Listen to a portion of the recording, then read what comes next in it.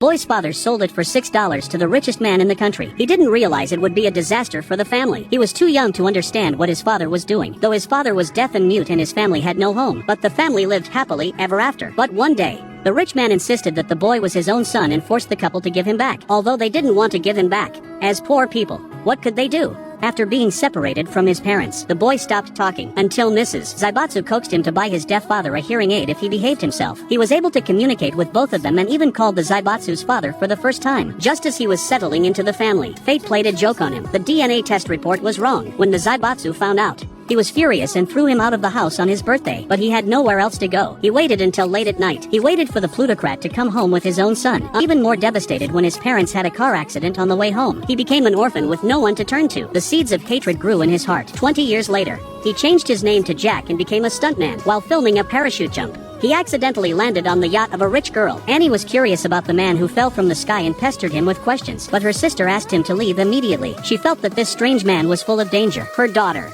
on the other hand, felt very close to him and kept calling him Uncle Angel. Then a speedboat from the crew came to take him back, but the look in his eyes as he left proved that there was more to it than meets the eye. On her way back to the hotel, Annie saw the man's back again. This enigmatic man fascinated her, so she chased after him with her niece. Not realizing it wasn't him, she was a little disappointed. When she looked back, her niece had disappeared. The little girl followed Jack to the roof of the building. She thought the man was an angel with wings and wanted him to fly one to her from 100 meters above the ground. Her sister-in-law was so shocked by the scene that her legs went limp. The next moment, the little girl pushed him off the roof. Annie rushed to check the situation. Suddenly, her hand was pulled by someone. It turned out that Jack had grabbed the rope in the nick of time. She pulled the man up as hard as she could. Before being pulled down by the force of inertia, Jack carefully protected her, and it was a gesture that made Annie fall head over heels. Then the little girl's mother arrived and slapped Jack across the face. He smiled at the woman in front of him. So she's the eldest daughter of a plutocrat. This danger was designed by him to seduce Annie into falling in love with him. At this moment, Jack's 20-year plan for revenge began.